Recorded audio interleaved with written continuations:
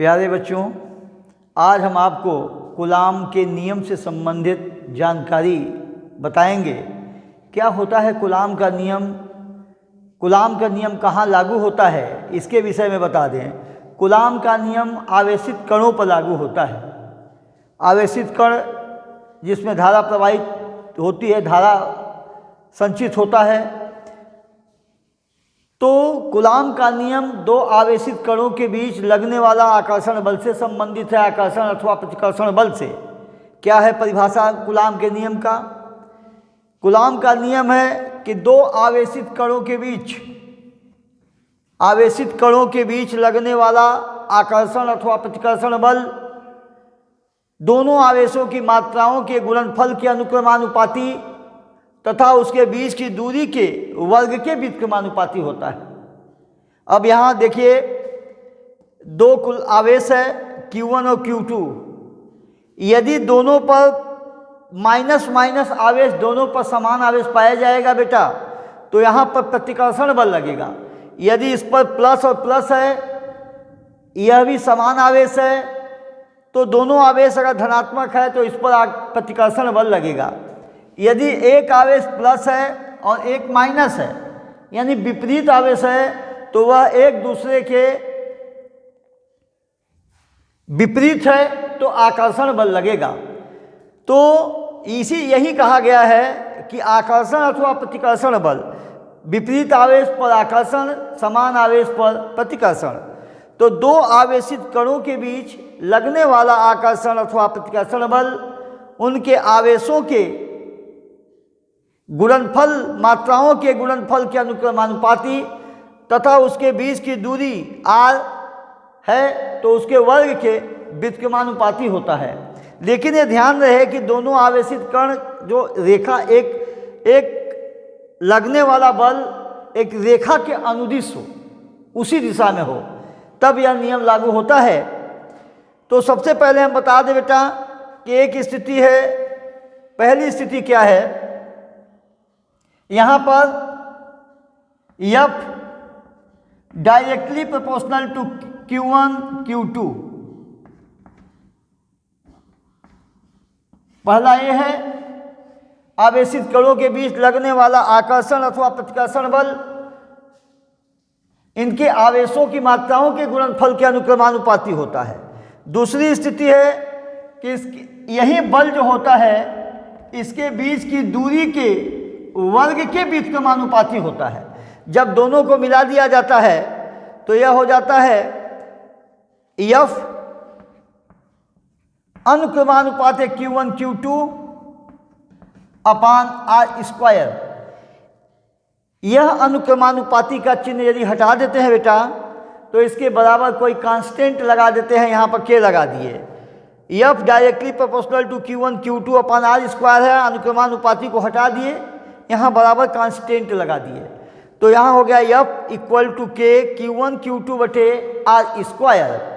अब इसके बाद लेकिन यहाँ K का मान जो होता है K equal to 1/4 pi epsilon naught लिखा जाता है। यहाँ एप्सिलॉन नॉट है, निर्वात में विद्युतशीलता है। तो यहाँ पर 1/4 पाई एप्सिलॉन इक्वल टू जो मान होता है यह 9 × 10⁹ newton into metre square upon coulomb square होता है। बेटा यह भी एक याद करने वाली चीज़ है कि 1/4 pi epsilon equal to 9 × 10⁹ newton into metre square बटे कूलाम स्क्वायर होता है। और इसके पूरा का मात्रक ये है। अब इसी जगह से हम एप्सिलॉन का मात्रक और एप्सिलॉन नॉट का मान कैसे निकाला जाता है? यहाँ पर क्रॉस मल्टीप्लाई किए 4 pi epsilon naught into 9 × 10⁹ equal to 1 हो गया। अब हमको यहाँ से एप्सिलॉन का मान निकालेंगे। एप्सिलॉन इक्वल टू 1/4 पाई 9 × 10⁹ हो जाता है। यहाँ 4 पाई का मान होता है बेटा 3.14 × 10⁹ पाई का मान जो होता है 3.14 होता है इंटू 9 × 10⁹। जब इसको हम इसका हल इसको करते हैं तो यह स्थिति हो जाती है। हल करने के बाद यह 8.85 into 10⁻⁻12 coulomb square upon newton into metre square होता है। यही इसकी स्थिति है बेटा। और एक स्थिति ये भी हो सकती है कि इसका हम मात्रक के विषय में यहाँ जानकारी आपको हो गई, मात्रक के विषय में जानकारी हो गई।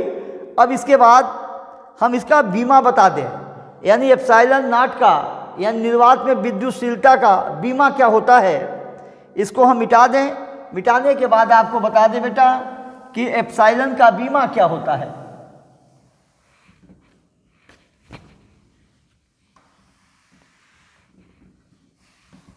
देखिए,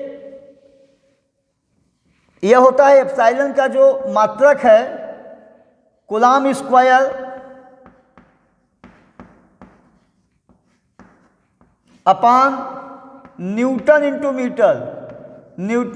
मीटर स्क्वायर।